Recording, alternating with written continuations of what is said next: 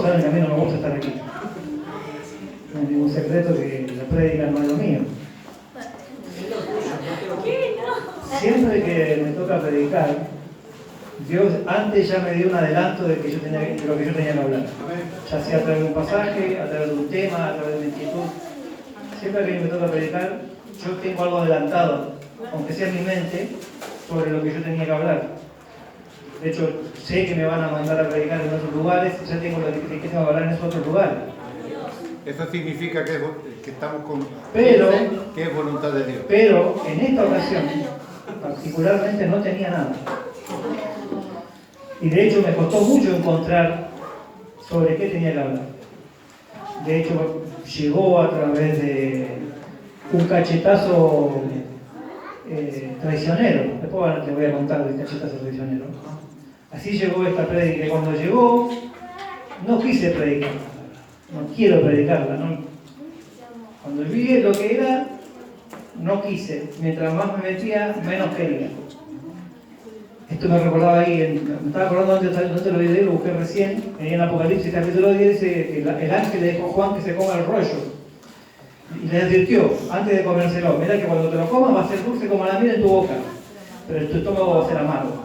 Una vez que lo digieras, va a ser amargo, le dijo a Juan. Y esto me hacía pensar en eso, porque sí, es muy lindo preparar, encontrar, descubrir, ver, saber, pero uno con esto siempre aprende. Pero a veces cuando uno lo digiere, es un poco amargo. Y no quería. Ya no quería, y cuando me dijeron, no, pregúntale gordito, ya no quería. Después cuando vi de qué era, que me costó encontrarlo, menos. Pero bueno, ni modo. Hay un director de cine que a mí me gusta, que se llama Neil Blomkamp. Es un director de cine sudafricano que hace películas de ciencia ficción. Sudafricano blanco. Pero lo llamativo de sus películas, no las vi todas, vi varias, es que tienen un contenido social, las películas de Blomkamp. Ciencia ficción, pero con contenido social, es muy raro encontrar eso. Tiene algunas películas muy buenas, una se llama Sector 9, tiene otra que se llama Elysium, tiene otra que es Chappie, que no es tan buena Chappie, tiene otras que no vi. Y yo quería introducir esto, me costó también encontrar la introducción, costó todo. Y me acordaba de esta película Elysium. No sé si algunos la habrán visto, no hay mucha gente amante de la ciencia ficción, pero es una buena película que trata de un momento del futuro no muy lejano, donde la Tierra está toda contaminada, donde hay una pobreza extrema en la Tierra, donde está superpoblada. Pero hay un lugar en una especie de estación espacial gigante, una ciudad espacial, dando vueltas, orbitando la Tierra, donde viven los ricos. Donde todo es lindo, donde todo es césped, donde todos son mansiones, donde todos viven disfrutando de la vida. Donde no hay ni enfermedad, porque hay unas cápsulas donde la gente se mete ahí y se cura de cualquier enfermedad. Y ellos viven una vida perfecta ahí en Elysium. Y acá en la Tierra la gente se muere de hambre, se matan, se enferman, y uno se enferma y no consigue trabajo y te echan. Es terrible, la vida acá es miserable. Pero ellos viven felices. Cuando alguien tiene que viajar a la Tierra por alguna cuestión comercial o algún negocio, no quiere venir a la Tierra. Y cuando vienen se descontaminan todo para volver y no quieren saber nada cómo ver la Tierra. Es muy cruda la diferencia social que muestra el director en esta película. Cómo la gente que vive en el Elysium no le importa, desprecian a los que están afuera, a los marginados. Es muy llamativo. De hecho, los que filmaron la película la filmaron en México en una villa miseria, en un lugar marginal. Y los actores que hacían la película, cuando volvían al hotel después del día de filmación, decían: dejamos la Tierra y volvemos a Elysium. Porque esta es una realidad social de que vivir en nuestro mundo. Por eso es que me gusta este director. Y esta idea de ese lugar celestial, en las nubes donde viven esta gente, felices y contentos, sanos, sin problemas aparentemente, y ese contraste con los que están fuera, abajo, marginados, quiero que lo tenga en mente en este mensaje. Como voy a usar mucho texto, como ustedes saben que a mí me cuesta mucho usar poco texto y bueno, es así, con mucho texto. Pero vamos a basarnos principalmente en un texto polémico que es Efesios capítulo 1, versículo 23. Efesios 1, 23. Uno de los pasajes más polémicos en cuanto a la interpretación exegética que ha habido. Es doblemente polémico este pasaje. Hay tres posturas en cuanto a interpretar este pasaje, que grandes nombres de grandes exégetas, grandes teólogos, los tres bandos de grandes teólogos, las tres posturas hay grandes hombres que saben mucho y que tienen posturas distintas. Pero además, este pasaje, una vez cuando estábamos los jóvenes, yo hablé de este pasaje en la reunión de jóvenes, y la discusión más grande en una iglesia en vivo en la que yo estuve y en la cual yo participé fue en ese contexto, en esa reunión de jóvenes, por este pasaje. Gente que se enojó, nos peleamos, bueno, yo no traté de no pelear yo, me daba cuenta de que en realidad el punto de la persona que se enojó tenía que ver con un montón de críticas que tenía hacia la iglesia, hacia los líderes, pero parte de las cosas que se quejaban eran ciertas, y todo surgió por este mismo pasaje. Así que espero que nadie se me enoje, nadie se me ponga loco, ¿no? Les prometo que no voy a hacer como hice dos grandes pastores famosos, uno famoso que en una iglesia de allá de Lanús estaba predicando el doctor en teología, y el otro, el copastor estaba ahí sentado y le dice, eso no es así, ¿eh? Ah, ¿no te gusta venir a predicar vos? Eso no va a pasar. Eso sí les advierto que eso no va a pasar. Pero es un pasaje polémico. Vamos a leer, yo voy a usar dos versículos, pero voy a leer un poquito antes para que se vea de qué venimos hablando. 1:16 en adelante.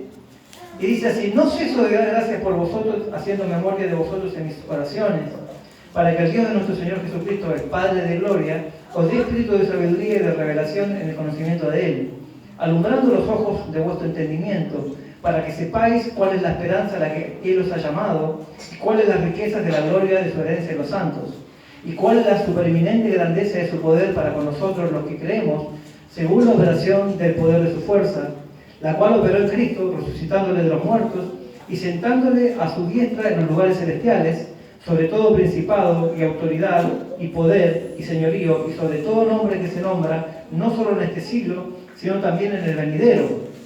Y sometió todas las cosas bajo sus pies, y lo dio por cabeza sobre todas las cosas a la iglesia, la cual es su cuerpo, la plenitud de aquel que todo lo llena en todo. Este pasaje, esta frase, la última, la plenitud de aquel que todo lo llena en todo, es un pasaje complejo de interpretar. Y este es el pasaje que han tenido tanta disputa a lo largo de la historia en cuanto a los teólogos. Hay tres posturas, yo le voy a dar las tres posturas. Yo, al igual que Stott y otros, me inclino por una, porque van a entender por qué a lo largo de la prédica. Pero hay tres posturas. Una, ¿por qué viene esto? Porque pleroma, la palabra pleroma, plenitud, pleroma, tiene diferentes acepciones. O sea, pleroma puede significar algo que es llenado, un vaso, en este caso puede entrar un vaso de agua, un vaso, un recipiente, o algo, o el contenido que lo llena también es pleroma. ¿Sí? Las tres interpretaciones son estas. La primera dice que Dios es el pleroma de Cristo, o sea, Dios llena a Cristo. El tema que usted lee el contexto, cuando leí el contexto, es como que Dios es el objeto y el sujeto y el objeto de la misma oración, porque Dios llena a Cristo de Dios. O sea, como que en el griego y en español también no cuadra un poco la gramática de la oración, si fuera esa de interpretación. Y tampoco cuadraría mucho ese último pasaje, porque está la iglesia mantiene en el medio. Así que esa quizás es la que menos seguidores tiene, esa interpretación. Es la más antigua, pero la que menos seguidores tiene. Y después están las otras dos, las más disputadas, ¿no? O el contenido o el continente, o sea, o lo que echan adentro del recipiente o el recipiente mismo. Si es el continente, o sea, si fuera, entonces la iglesia completa a Cristo. En este sentido, Cristo es la cabeza, nosotros somos el cuerpo. Si la iglesia no está, Cristo es solo una cabeza, no tiene cuerpo, una cabeza que anda sin cuerpo. Entonces, según esta interpretación, nosotros completamos a Cristo. Lo malo de esta interpretación es que daría la idea de que Dios está incompleto sin nosotros, ¿se da cuenta? Por eso no me cierra a mí, y a muchos. Porque daría la sensación que nosotros estamos completando a Cristo, y que si nosotros... el milagro de las aguas convertidas en pan. Un milagro. Para pasar el trago amargo. Claro, para pasar la amargura. Y ¿se dan cuenta por qué no me cuadra a mí y a otros teólogos esta idea de que nosotros completando a Cristo necesita pasar completo a Dios, ¿no? Como que... Y la otra, la que me parece más convincente a mí y a otros, es que el continente, o sea, lo que contiene la iglesia es el recipiente vacío. Y el que nos llena, el que nos hace plenos, es Cristo. Cristo vendría a ser el pleroma, lo que nos completa. Me cuadra mucho más eso, ¿no?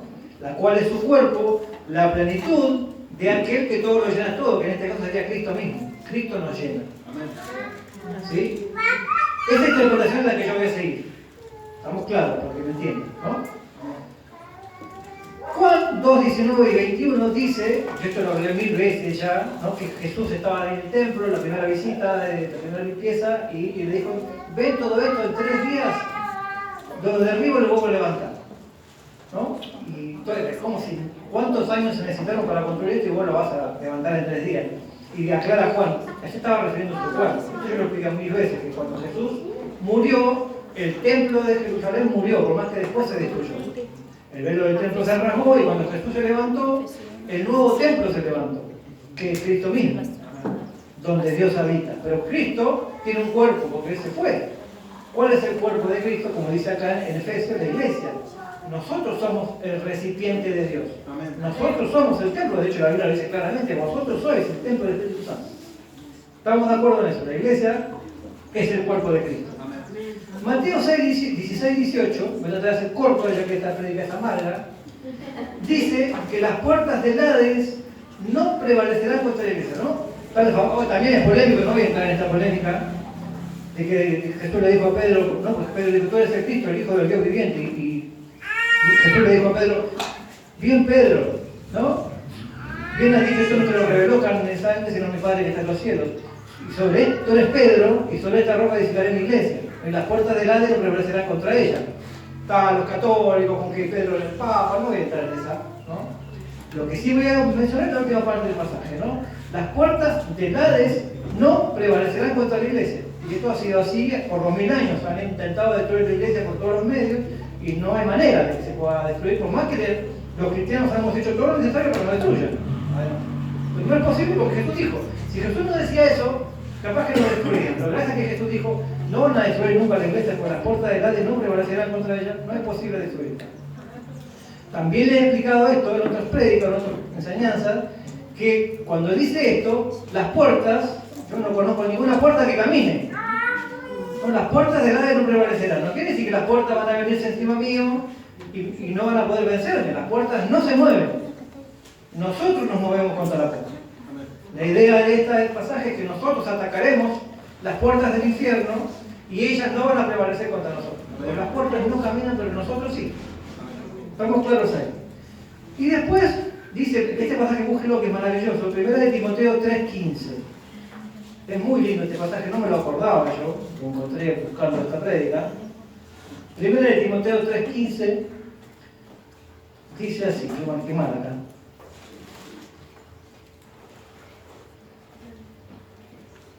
Dice, para que si tardo sepas cómo debes conducirte en la casa de Dios, que es la iglesia del Dios viviente, columna y baluarte de la verdad.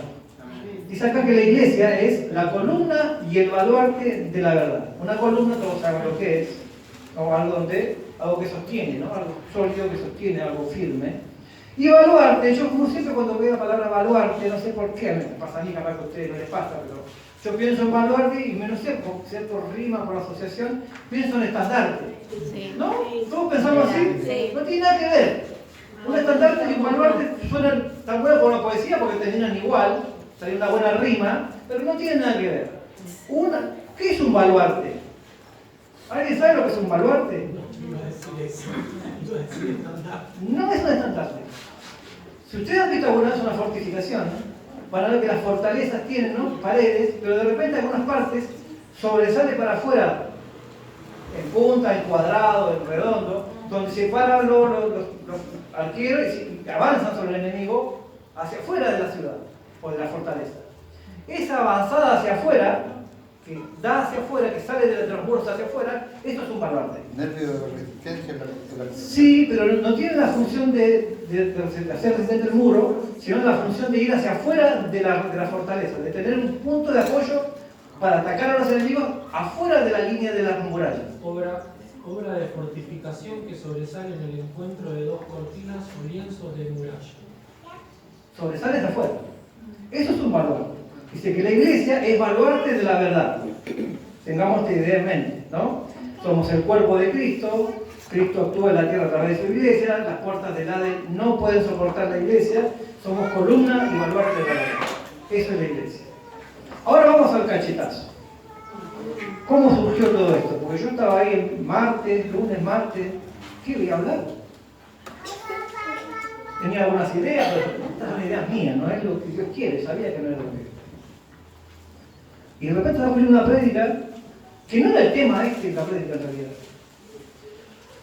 Pero dijo una frase este hombre, le dio un cachetazo traicionero.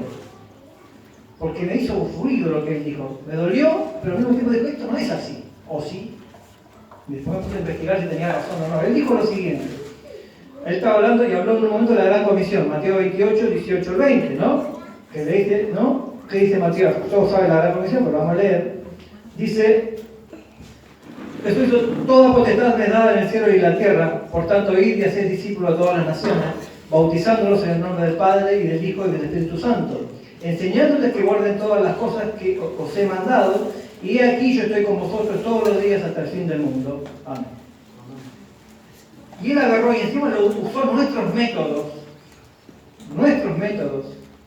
para dar un este cachetazo. Entonces dijo, leámonos en negativo, dijo él.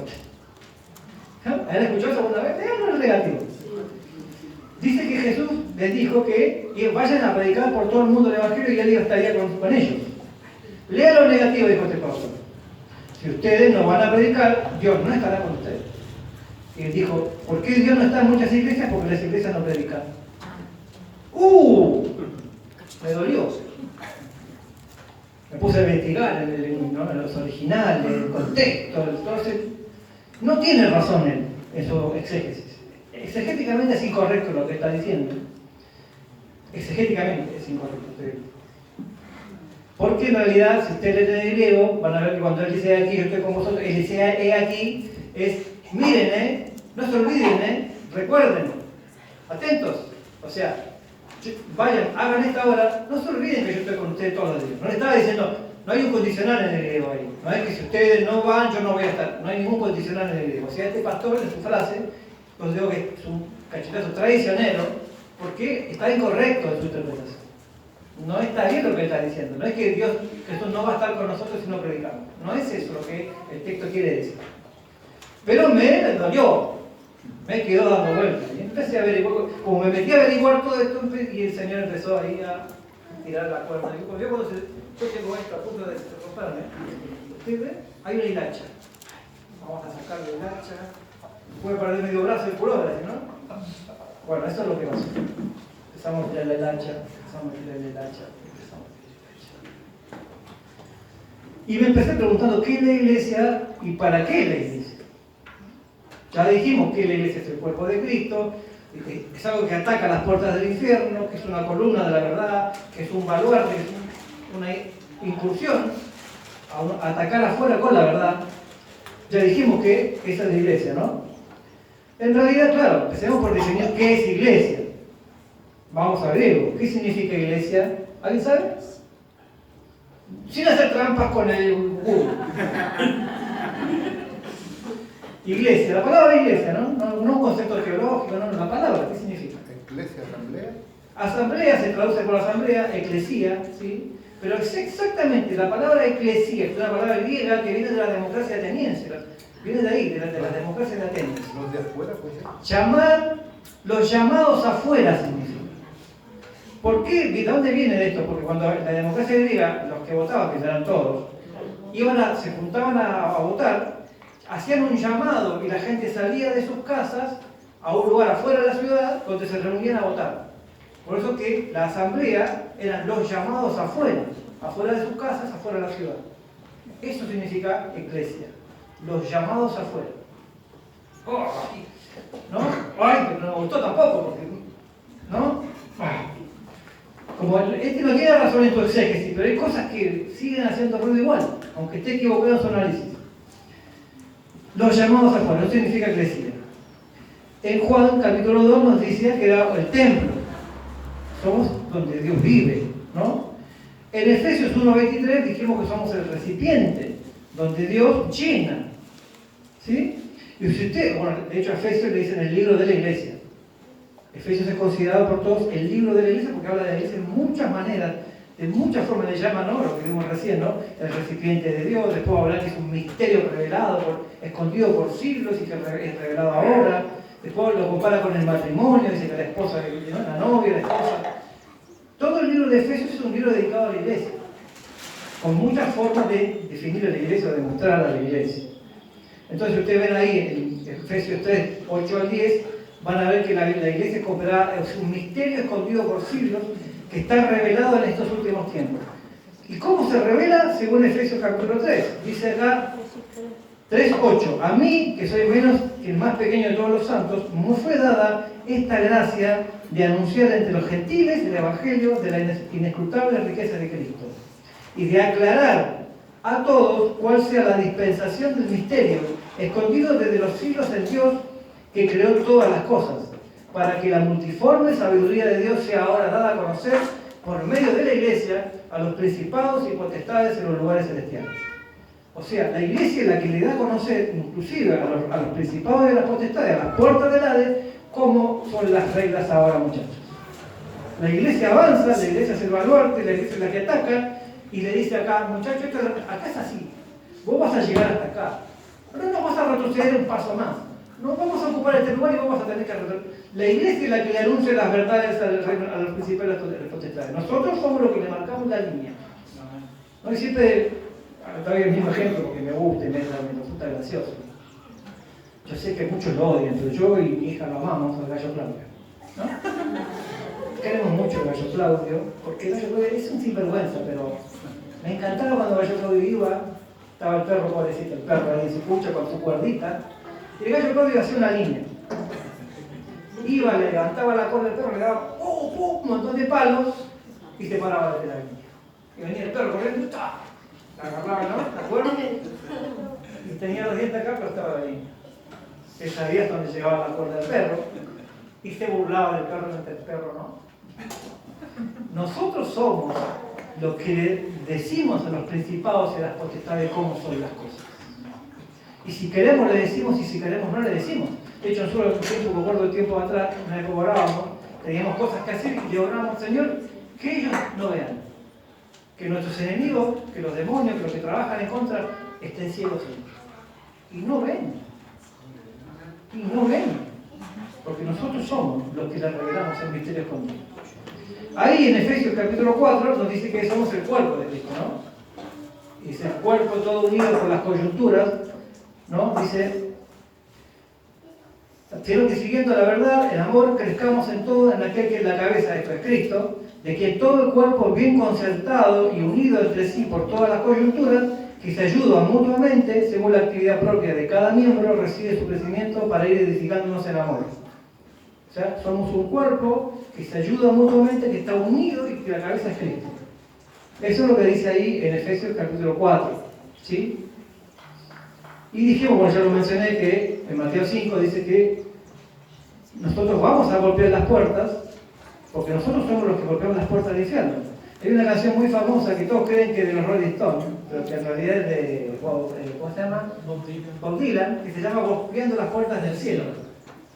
¿No? Pero nosotros no necesitamos golpear las puertas del cielo porque nosotros tenemos acceso directo al cielo. Lo que nosotros golpeamos son las puertas del infierno, o deberíamos, en teoría. Entonces, somos baluarte de la verdad, somos los que nos metemos, somos la cuña metida ahí en ese mundo, con la verdad. Si usted, y hay muchas imágenes de la iglesia, si usted va a Apocalipsis capítulo 1, versículo 20, dice que Jesús le apareció y tenía ahí 7 candeleros. Y después le dice, ¿qué son esos candeleros? son las iglesias. Una iglesia es un candelero porque ilumina, ¿no? Es la que tiene la luz. Que es lo contrario a la oscuridad. No, creo que si fue con esta hija, con la otra hija, no me acuerdo con cuál. No me acuerdo con cuál de las dos. Tenía yo una discusión, porque ellos insistían en que las tinieblas eran algo. Las tinieblas eran algo concreto, o sea, aquí, no la oscuridad, las tinieblas. Y digo, no, las tinieblas no existen. ¿Cómo que no existen?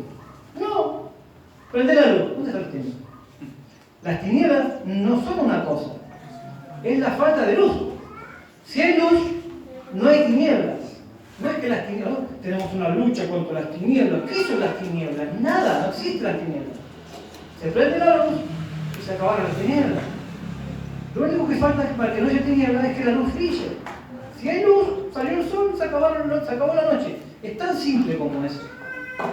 Si hay luz, no hay tinieblas. Las tinieblas en realidad no son una cosa. Y vamos a ir ahí a la razón, yo creo que es la que mejor ilustra la razón de ser de la iglesia, que está ahí en 1 de Pedro capítulo 2. 1 de Pedro 2, voy a leer desde el versículo 4 en adelante. Todos lo conocen, es una parte muy famosa, pero vamos a leer desde antes.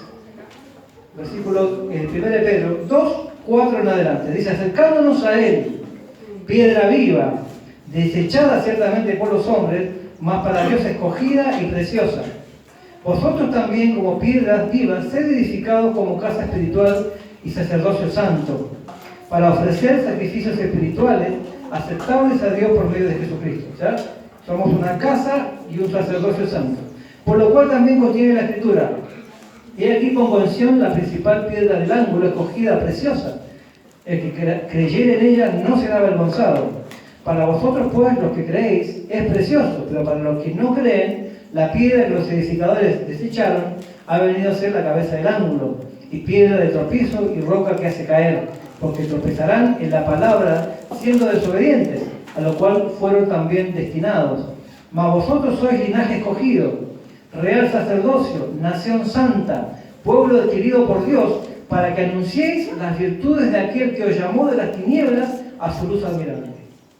¿Qué es la iglesia? Una nación santa de sacerdotes que son al mismo tiempo el templo y los sacerdotes que sirven a Dios y que la misión de ellos es anunciar las virtudes de aquel que los llamó de las tinieblas a la luz. ¿Cuál es la misión? Anunciar las virtudes de aquel que nos llamó de las tinieblas a la luz. Eso es la iglesia. Es la razón de ser de la iglesia. Es continuar la obra de Cristo. Cristo vino y les dijo, mire, que ustedes convienen que yo me vaya. Y ellos no entendían por qué les decía, porque si yo no lo voy, no va a venir el Espíritu Santo, yo no voy a estar, y ya vamos a volver ahí, vamos a entender algo. ¿Y cómo van a hacer? Yo me tengo que ir para que yo les pueda mandar el Espíritu, y ustedes puedan continuar mi obra. ¿Y cuál es la obra de Cristo? ¿Qué hacía Cristo? Cristo fue, se bautizó, se fue al desierto, se enfrentó al diablo, fue tentado en todo, venció, vino y quiso. Y empezó a predicar el Evangelio del Reino, donde quiera que iba, y empezó a recorrer el país predicando y enseñando. ¿Qué hacía? ¿Qué hizo Jesús? Año y medio, recorrió toda la tierra de Israel predicando el Evangelio y enseñándolo a sus discípulos. ¿No hacía eso Jesús? Y sanando a la gente que necesitaba, y alimentando al que necesitaba, y consolando. ¿No hacía eso Jesús? Eso hacía Jesús. No es que Jesús se puso en una oficina en Nazaret, ¿no? Y atendía en su oficina. O que puso un 0800 Jesús y lo llamaba por teléfono y él te atendía. No, él iba recorriendo a pie toda la tierra de Israel, predicando y enseñando la palabra. Y la iglesia tiene que continuar la obra de Jesús, porque somos su cuerpo. Él es de la cabeza y nosotros seguimos sus pasos. ¿No? Ahora, si usted vuelve ahí a Mateo 28, 18 y 20, vamos a volver ahí, porque hay un pasaje que yo no me he dado cuenta tampoco de esto, ¿de verdad? Este detalle, no me había prestado atención. Si usted lee desde el versículo 16, hay algo curioso ahí. Muy curioso. Dice, y cuando le vieron, le adoraron, ¿no? Perdón, 16. Pero los 11 discípulos se fueron a Galilea, al monte donde Jesús les había ordenado. Y cuando le vieron, le adoraron, pero algunos dudaban. Ya sé que está pensando en Tomás, ¿no? Dudaba Tomás. Algunos dudaban. Capaz que Tomás ni siquiera era uno de ellos, no lo sé. Pero había algunos que dudaban, ¿no? No es que dudaran de que Jesús era el resucitado, no esa era la duda que ellos tenían. Ellos dudaban de cómo sigue esto ahora, ¿no? ¿Cómo? Está bien, te resucitaste, no te vas a quedar acá, ya sabemos que te vas a ir con el Padre, ya lo dijo eso. ¿Cómo sigue esto? Y dudaban. Y ahí Jesús les dice la famosa parte que nosotros conocemos. Y Jesús se acercó, no es que se lo dijo a él, se acercó y les habló diciendo: toda potestad me es dada en el cielo y en la tierra. Todo el poder y la autoridad en el cielo y en la tierra la tengo yo, dijo Jesús. Jesús le tiene un brazo re largo porque tiene un montón de jinetas, todas las, ¿no? Toda potestad me es dada en el cielo y en la tierra. Punto final, no. Por tanto, o sea, por eso, id y hacer discípulos a todas las naciones, bautizándolos en el nombre del Padre y del Hijo y del Espíritu Santo, enseñándoles que guarden todas las cosas que os he mandado, y no se olviden, miren, recuerden que yo estoy con ustedes todos los días hasta el fin del mundo. Eso es lo que dice. Yo tengo todo el poder, toda la autoridad, yo voy a estar con ustedes. Ustedes vayan y prediquen. Lo mismo que yo hacía tienen que hacer ustedes. Y nos queda el diálogo ahí también, el diálogo también abruptamente, ¿no? Pero en realidad está cortado esto. El diálogo continúa en Hechos capítulo 1. En Hechos capítulo 1 continúa esta historia, porque queda como inconcluso el asunto ahí. Pero fíjense que en Hechos capítulo 1 empieza diciendo, ¿no?, que ellos le preguntaban, ¿no? Che, pero ¿cuándo va a venir todo este tema del reino? Eso es un asunto de ustedes, le dijo. Ustedes se tienen que concentrar en otra cosa, le dijo. ¿No? Señor, ¿cuándo restaurarás a Israel? Eso no es su asunto, les dijo. No toca a ustedes, versículo 7. Versículo 8. Pero recibiréis poder cuando haya venido sobre vosotros el Espíritu Santo, y me seréis testigos en Jerusalén y en toda Judea y en Samaria y hasta lo último de la tierra. ¿Sí? Ustedes no se preocupan por el... No, porque vivimos todo el tiempo, no, la luna de sangre. No, hoy ya tienen la vaca roja en Israel. Hay templos de Israel, vivimos así, ¿no? Como si se... Podrán construir el tercer templo, todo lo que quieran, ese no es el templo de Dios. El templo de Dios somos nosotros. ¿No? Lo cual es terrible porque dice que el anticristo se sienta en el templo de Dios como Dios. Engañarán a muchos, inclusive a los escogidos.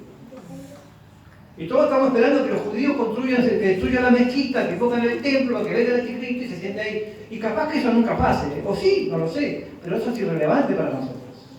Porque dice, no es el templo de Dios, y podrán sacrificar 1.000.000 de corderos en ese templo. El cordero ya fue sacrificado y está acá. ¿Sí? Entonces, ustedes recibirán poder. O sea, la charla continúa. Ellos dudaban. ¿Cómo? ¿Pero cómo? Si este se va, ¿qué vamos a hacer? Tranquilo, yo tengo todo el poder y la autoridad del universo, muchachos. No, ustedes vayan y yo voy a estar con ustedes. ¿Cómo va a estar con nosotros? Entonces, ahí entra la siguiente parte del diálogo. ¿No? Recibiréis poder, ustedes vayan a Jerusalén, les dijo, ¿no? Les dijo antes, esto le dijo en el versículo 4, ¿no? Ustedes vayan a Jerusalén y esperen la promesa. Juntos ahí esperen. Y recibirán poder cuando haya venido sobre vosotros el Espíritu Santo, y me seréis testigos en Jerusalén, en Samaria y hasta lo último de la tierra. Y ellos quisieron, fueron ahí a orar hasta que venga. Esto fue a los 40 días. Ellos estuvieron 10 días orando sin parar ahí en el aposento alto hasta que vino la promesa del Espíritu. 10 días. ¿Sí? Él le dijo, dentro de no muchos días recibiré el Espíritu Santo. Se lo dijo en el versículo 5, ¿no? Le dijo cuántos días. Le dijo, dentro de no muchos días, ustedes oren. Ustedes vayan, esperen ahí, júntense y esperen. Esperen. Y ya va a llegar. Y ellos se quedaron ahí orando hasta que vino. ¿No? Hasta que vino el Espíritu Santo con fuego, como cantábamos recién. Ahora, fíjense una cosa que este pastor que me levantó la bronca, decía una gran verdad. No es que todo lo que dijo estaba mal, tenía cosas muy buenas, no es que esa cosa no. Decía una gran verdad. ¿Qué reuniones estableció Jesús en la iglesia? Jesús estableció, no estoy diciendo con esto que la única reunión que tenemos que tener, claro, ¿cuántas estableció Jesús mismo en persona? Una sola. La única reunión que Jesús estableció fue la reunión de la Santa. Jesús le dijo, júntense ahora ahí y esperen el Espíritu Santo. La única reunión que Jesús estableció personalmente fue la reunión de oración. Ninguna otra. Después no estoy diciendo que no tenga que haber otra, pero después los discípulos establecieron la demás reuniones, la de adoración, la que primero es de la semana, los estudios bíblicos, el discipulado, todo vino después. Jesús les dijo, vayan y oren. Y fíjense, también decía la gran verdad este hombre. Las reuniones de oración no son populares. ¿Eran populares antes? Nunca fueron populares. Y miren este dato. ¿A cuántas personas se le apareció Jesús resucitado? A más de 500, dice Pablo en 1 Corintios. A más de 500 personas Jesús se le apareció. ¿Cuántas personas había en la reunión de oración que Jesús mismo estableció? 120.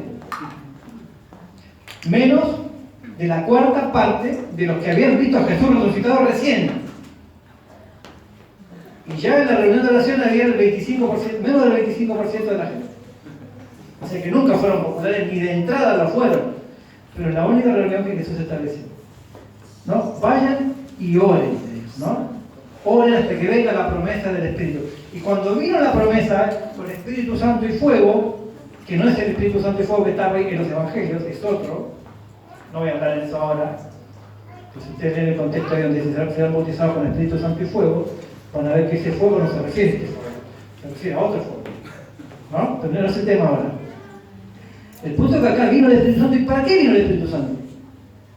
Para que ellos salieran de ahí a predicar el Evangelio en todas las lenguas posibles y todo el mundo empezó a convertirse al Evangelio ese mismo día.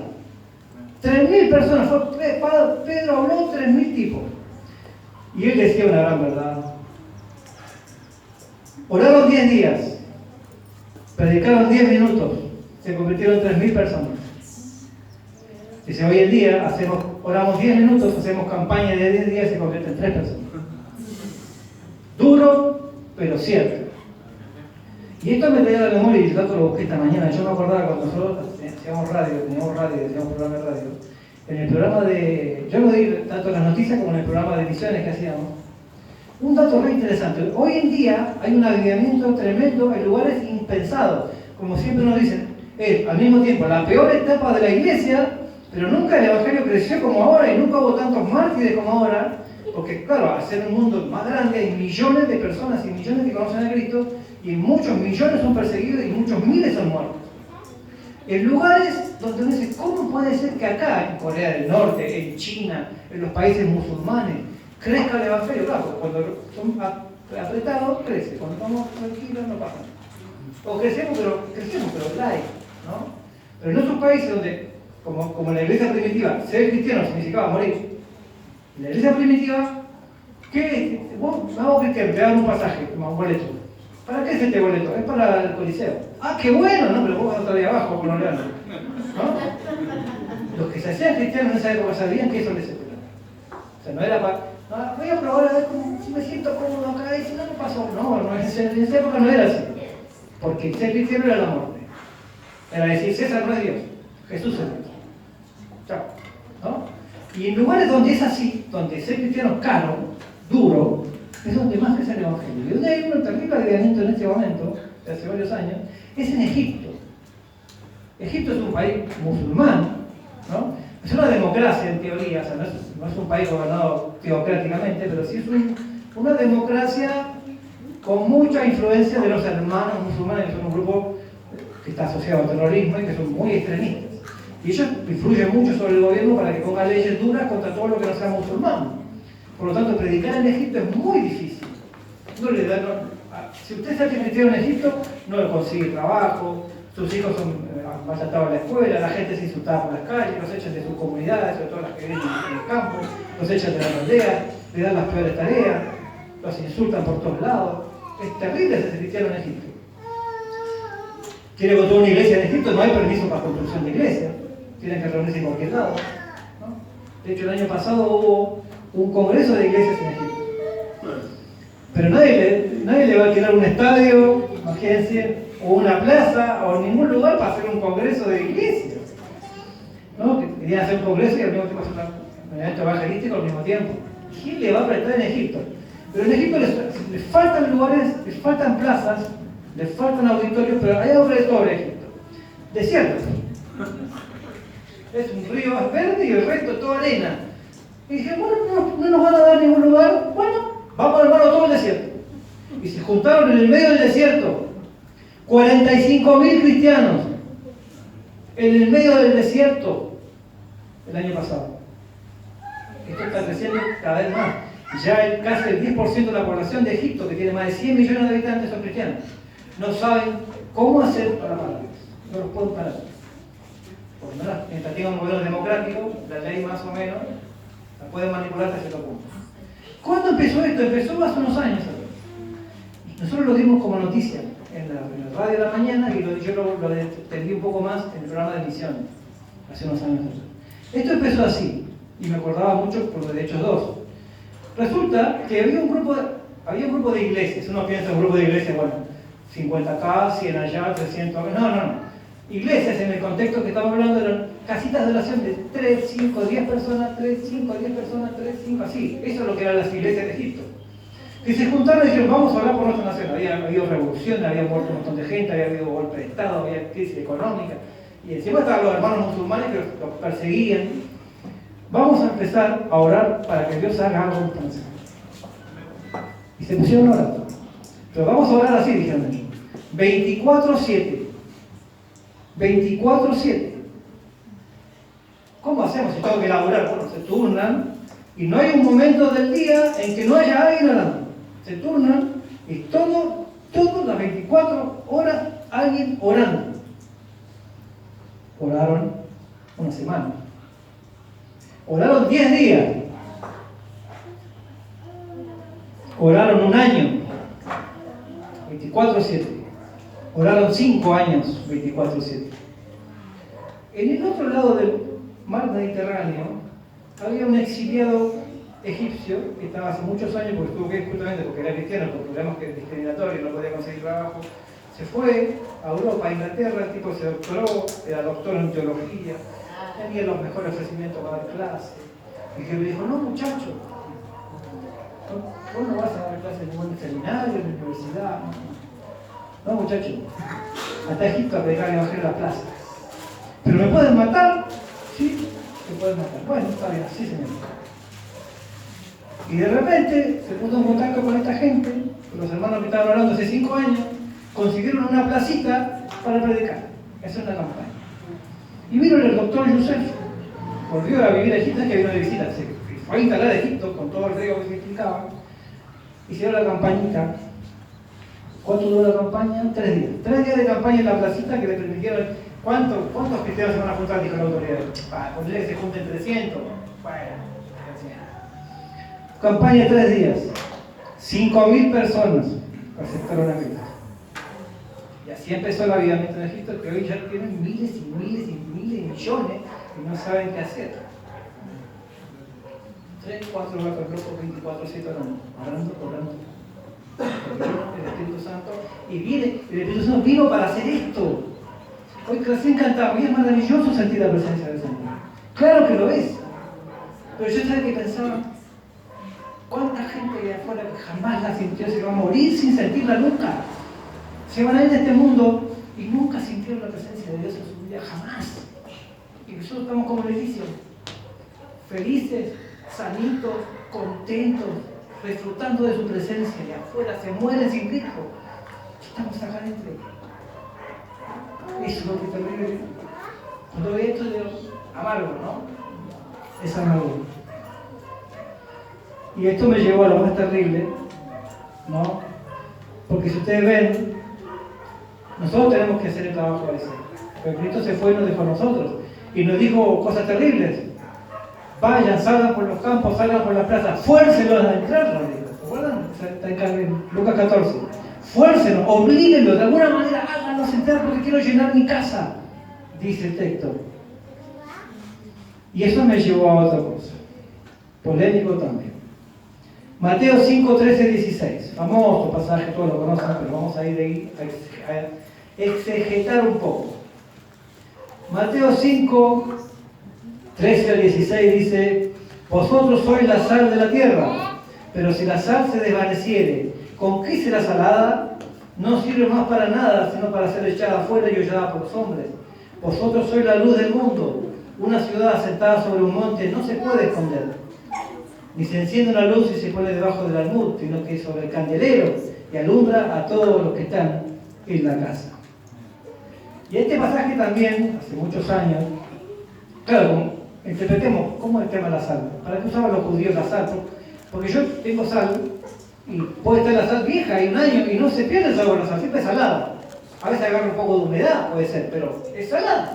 ¿Cómo la sal va a perder? ¿No? ¿Cómo? No entiendo. Uno investiga un poco de esto, a ver que los judíos iban a buscar sal al mar muerto, generalmente en los bloques así. Y esa sal del mar muerto no es sal 100% de cloruro de sodio puro. Tiene otras cosas, tiene yeso, tiene cal. Claro, y esos bloques a veces, con el mismo clima, se iban desvaneciendo. Y claro, de este pedazo de sal, el 5% de sal y el resto es yeso. Entonces, claro, perdía sabor y no se veía más para nada y la tiraban. Tenían que buscar sal de vuelta. La sal se desvanecía en ese sentido. Ahora, la sal es importantísima y sigue siendo para nuestra salud, por más que es mala en exceso, ¿no? De hecho, la palabra salario, la palabra sueldo, la palabra soldado, la palabra insulso, la palabra salame, la palabra salina, la palabra salmuera, la palabra salchicha, tienen todas de sal. Están todas relacionadas con sal, ¿no? Porque la sal es importante. Ahora, cuando yo era joven y pequeño y exegitaba pasajes con mis limitadas herramientas, hoy tenemos mucho más herramientas, me quedaba un consuelo, porque, claro, nunca fui yo un gran evangelista, y eso es una verdad, si bien lo he hecho, nunca fui muy fuerte. Y el consuelo mío era este: ¿para qué usaban la sal los judíos? Para salar la comida, como todo el mundo, y para conservar la carne, las cosas, porque se podrían, no había heladeras. Y me acordaba de ese pasaje, lo relacionaba con uno que está ahí en Timoteo, que dice que está activo el misterio de la iniquidad, solo que hasta el presente hay quien lo detiene. Entonces yo decía, claro, y de hecho lo escuché en varias prédicas, la iglesia es la que impide, la presencia de la iglesia es la que impide que este mundo se pudra, porque cuando la iglesia sea quitada, supuestamente en el rapto, entonces el anticristo va a hacer lo que él quiera. Mientras la iglesia esté presente, el misterio del mal se detiene. Y yo me consolaba con esto. Bueno, nosotros somos la sal, estamos acá, conservamos todo para que no se pudra más. Ahora, ¿resiste eso una exégesis de este pasaje? Vamos a ver. Vamos a ver primero el contexto, reglas básicas de interpretación bíblica. Contexto y texto. Contexto y las palabras originales. ¿Sí? Vamos a ver. Vamos a ver primero las palabras originales, ¿no? ¿A qué se refiere con si la sal se desvaneciere? ¿No? La palabra Y es moraíno, que quiere decir varias cosas, es curioso. Quiere decir hacer insípido, o sea, perder el sabor, y quiere decir enloquecer también. ¿Por qué significa estas dos cosas que no tienen nada que ver? Perder el sabor y enloquecer. Claro, tiene que ver con la raíz de la palabra moraíno. La raíz de la palabra moraíno es moros en realidad, moros. Y moros significa figuradamente simplón, algo que se hace simple, común, pero también significa aburrido, necio, cabeza dura. ¿Por qué? ¿De dónde? Porque es hueco. Pierde el sabor, pierde algo, es hueco. De ahí viene el asunto. De hecho, cuando habla de cabeza dura en otra parte de Mateo, cuando vos llamas necio, está diciendo cuando tú llamas hueco, en realidad. De ahí viene el asunto. ¿Por qué moraíno quiere decir hacer enloquecer? Porque es algo que se vacía, que pierde el sentido. Pero literalmente significa perder el sabor. Literalmente. O sea que no estaba hablando de conservar las carnes para que no se pudran. Estaba hablando del gusto de la comida, parece. ¿No? Y si vemos el contexto, dice, vosotros, no, primero habla de la sal, después dice, vosotros sois la luz del mundo. Una ciudad asentada sobre un monte no se puede esconder. Si nadie enciende una luz y la pone debajo de la cama, sino que la pone en un candelero. Está hablando de algo que se tiene que hacer ver, de algo que tiene que darle sentido a algo. En ese sentido, no alcanza con que estemos acá. No alcanza con nuestra presencia acá. No alcanza con venir los domingos acá. Porque si nosotros no hacemos, si no le ponemos la sal a la comida no agarra el sabor porque simplemente estemos acá. Se refería al sabor, se refería a la acción de la sal. ¿Sí? Y esta semana fue un rompecabezas de diferentes lugares. Escuchaba una psicóloga que decía hablaba de adicciones esta mujer. Bueno, hoy la moda es el juego de azar, ¿no? El tema que todo el mundo está con el tema de los juegos, de pibes delante de mi trabajo, están todos con el celular, jugando al bingo, perdiendo fortuna. Y claro, cuando pierden una semana, no sé, un montón de guita, y cuando ganan una vez, si puedo sacar la cuenta, perdiste como la guerra, pues no importa, ¿no? El problema del bingo, el problema de la pornografía, el problema del alcohol, el problema de las drogas, todos los problemas de adicciones hablaba. Ella decía, ¿por qué la gente se mete en eso? Porque cambia la sensación por el sentido. ¿Qué quiere decir esto? Que buscan sensaciones novedosas, atractivas y adictivas porque no encuentran sentido a sus vidas, porque sus vidas no tienen propósito. Entonces, cuando algo no tiene propósito, reemplazo el propósito con sensaciones pasajeras. Y hablaba de TikTok, de las redes sociales, todo lo que entra en alguna clase de adicción. ¿No? Todo eso. Cuando no hay... ¿Por qué el mundo se pierde en experiencias pasajeras? ¿No? Y uno nos ve que festejan porque van a tomarse no sé cuántas cervezas. El lunes le preguntan, ¿cómo la pasaste? Bárbaro, me tomé 50, yo me tomé 10 cajones, no, yo me tomé 15 cajones. ¿Y qué hiciste? Ah, no sé, no me acuerdo. Porque son sensaciones pasajeras. Porque sus vidas las tienen que llenar de eso porque no tienen sentido. Y nosotros que tenemos la verdad, que somos el baluarte de la verdad, muchas veces perdemos el propósito por el cual fuimos creados y lo reemplazamos por sensaciones. Está bien sentir la presencia de Dios, por supuesto que está bien, es maravillosa. Está bien adorar, está bien cantar, todo eso está bien, ¿no? Pero el propósito, ¿para qué vino el Espíritu Santo? ¿Para que nos sintamos bien solamente? No, eso es parte de todo eso. Es bueno y es parte del paquete. Pero dice, recibiréis poder cuando venga sobre vosotros mi Espíritu y me seréis testigos en Jerusalén, en Judea, hasta el último de la tierra. Para eso vino, y cuando vino, de hecho, eso pasó. Si eso no pasa, está incompleto el proceso. ¿Sí? Le falta algo a todo eso. Y voy a hacer escuchar una canción que va a terminar esto muy amargo. Por eso que les prometo que después va a haber un epílogo, para que no sea tan duro. Pero les pido que presten atención a esta canción, a la letra de esta canción. No a la música, porque la música no es la cosa. Pero sí a la letra, por favor. Que después voy a hacer un cierre posterior. Pero presten atención a la letra de esta canción.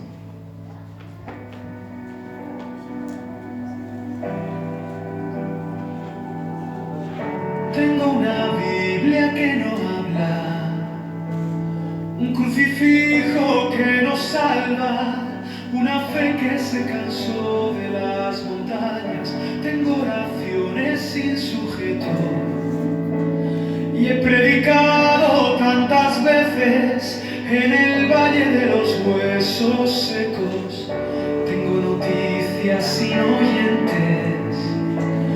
Tengo pacientes esperando el milagro de los peces, pero tengo la red averiada y el vino es vinagre y el pan no sabe a nada. Tengo una sal que ya no sala, una iglesia que no sale, una luz bajo la mesa y una virgen despistada, la levadura en la nevera, mi armadura oxidada. Tengo oro y tengo plata, pero el cojo ya no baila, pero el cojo ya no baila.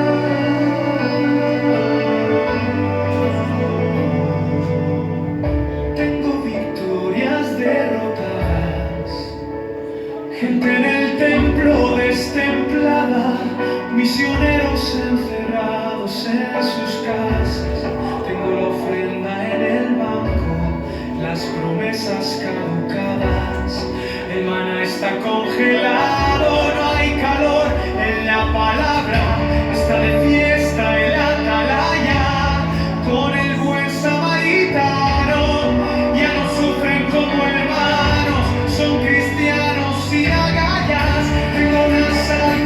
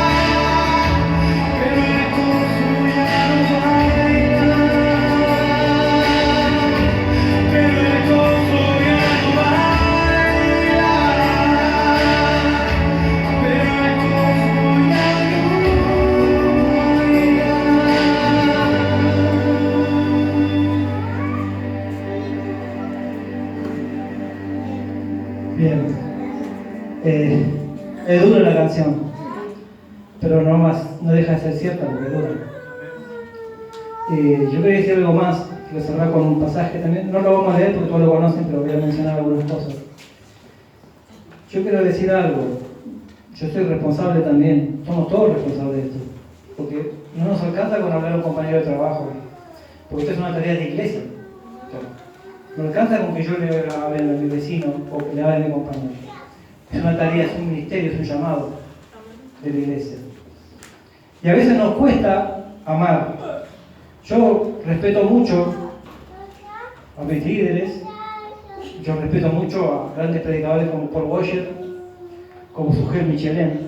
Yo de hecho a Sujel Michelin lo escucho mucho, es excelente, he aprendido un montón de cosas, de sus pasajes, sus mensajes, sus enseñanzas. Pero hay cosas que no puedo coincidir. Ellos sostienen dos cosas, una que es cierta y otra que no creo que sea cierta. Una que es cierta, Dios está enojado con el pecador, lo cual es cierto, por supuesto. No vale que Dios está enojado con el pecador. Yo también me enojo con mis hijos, pero no dejo de amarlos porque me estoy enojado con ellos. Y él dice también, Paul Washer creo que fue, lo escuché, que Dios aborrece al pecado. Y toma un salmo como evidencia. Primero me hago una pregunta, ¿cómo podemos nosotros salir a predicar a los de afuera creyendo que Dios los aborrece? ¿Cómo voy a amarlos yo si Dios los aborrece? Pero yo después digo, la Biblia me dice que Jesús es la voz de Dios hecha carne.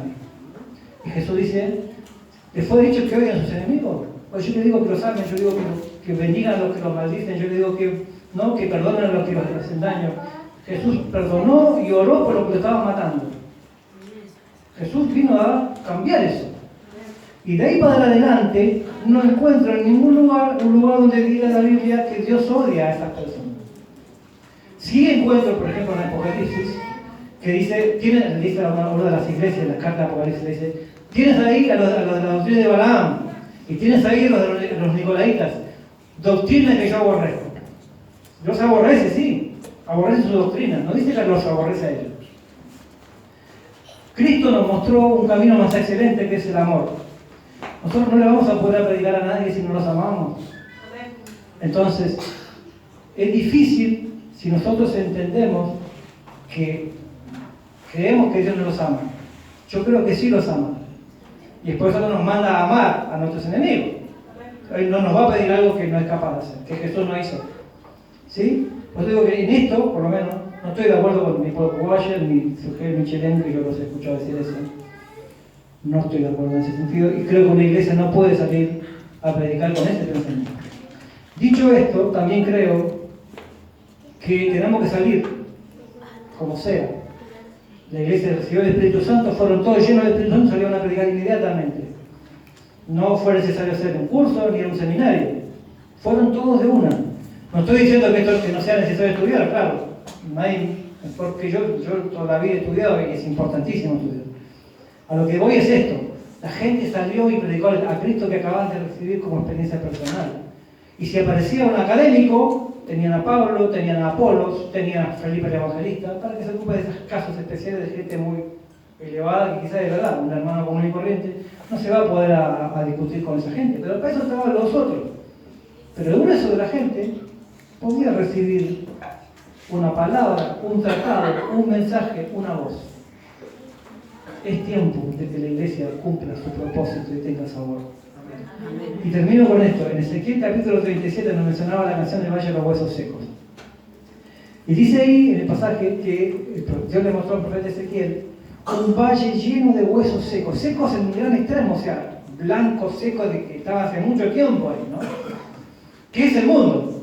Un valle de huesos muertos, secos hace mucho tiempo, sin vida. Y le dice, ¿vivirán estos huesos? Le dice Ezequiel, dice, no sé, se lava las manos Ezequiel y dice, no sé, tú lo sabes, Señor.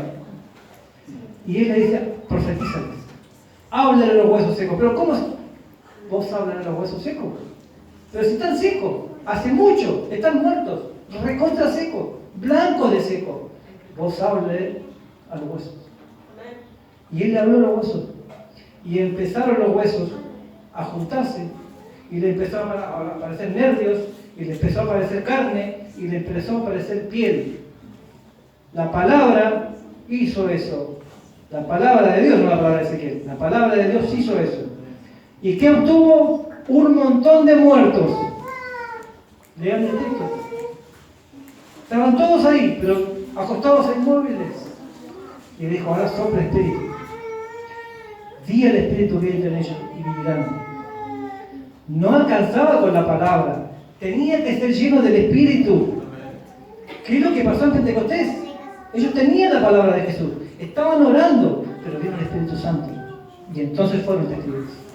Vieron el Espíritu, se pusieron todos en pie, un ejército tremendo, en gran manera, dice el texto. No solamente que se pusieron en pie hombres y mujeres, eran un ejército poderoso. Nosotros somos un ejército que tenemos que ir a conquistar las puertas del infierno. Hoy nos decía una verdad. Dios nos saca de Egipto, nos abre el mar y nos saca. Eso es cierto. Teníamos el enemigo que nos perseguía y nos sacó de encima el enemigo. Pero hay un proceso de 40 años en el desierto. Cuando ellos llegaron a la tierra prometida, ya no eran un montón de esclavos escapando. Nosotros no somos los que tenemos que escapar. Son ellos los que tienen que escapar. Somos nosotros los que le decimos, esta es la línea y hasta acá no pasás. O te vas a correr detrás de esta otra. Porque cuando entraron en Canaán, ya era un ejército invasor. Ya no eran los esclavos que escapaban, era un ejército que invadía y conquistaba. Dios tiene un proceso con todos nosotros, pero el objetivo es convertirnos en un ejército poderoso en gran manera, ¿no? No puedo evitar decir esta frase que escuché de un predicador también, creo que fue de Anteguer, y me pareció tan curioso también. Es una guerra, y en una guerra hay heridos, inevitablemente. Y decía Dante Gebel, creo que Dante Gebel, el ejército de la Iglesia de Cristo es el único ejército que deja morir a sus heridos. Si cae uno al costado y nadie lo levanta, siguen corriendo. Ningún ejército hace eso, agarran, le ponen en la enfermería, se lo llevan a la. Si está vivo, lo ponen en la enfermería. El único ejército, dice él, del mundo, no son frases mías, que deja morir a sus heridos, es la Iglesia de Cristo. Y termino con esto. Empecé con un sudafricano, con este director de cine, y termino con un sudafricano que es un obispo negro, que falleció ya, un gran defensor de los derechos de los negros en Sudáfrica, que se llamaba Desmond Tutu. Y él decía, Dios sin nosotros no quiere. Él no quiere hacer la obra sin nosotros. Para eso nos creó, para eso tiene una iglesia, para que haga la obra de Cristo. Y nosotros no podemos ir. Sin su espíritu, sin su poder en nosotros, sin su llenura, nosotros no podemos ir. Necesitamos que nos llenen, pero que nos llenen para vivir su propósito, para cumplir su propósito, que es llevar el Evangelio hasta el último de la tierra, hacer discípulos. ¿Por qué hacer discípulos? No alcanza con que la gente acepte a Cristo y haga la oración de fe, porque como no se le enseñó a veces, la gente puede repetir como loro tantas cosas, San Cayetano, San Montoto, San Jesús, da igual, sino que hay que ir más atrás y hacer discípulos, porque como escuché el otro día de otro predicador, el que canta esta canción, decía él,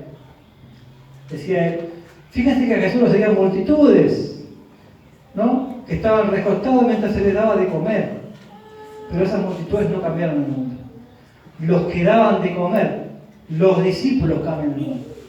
Por eso que Jesús dice, ir por el predicar y hacer discípulos, porque los que van a cambiar el mundo son los discípulos de Cristo, y no solamente los creyentes de Cristo.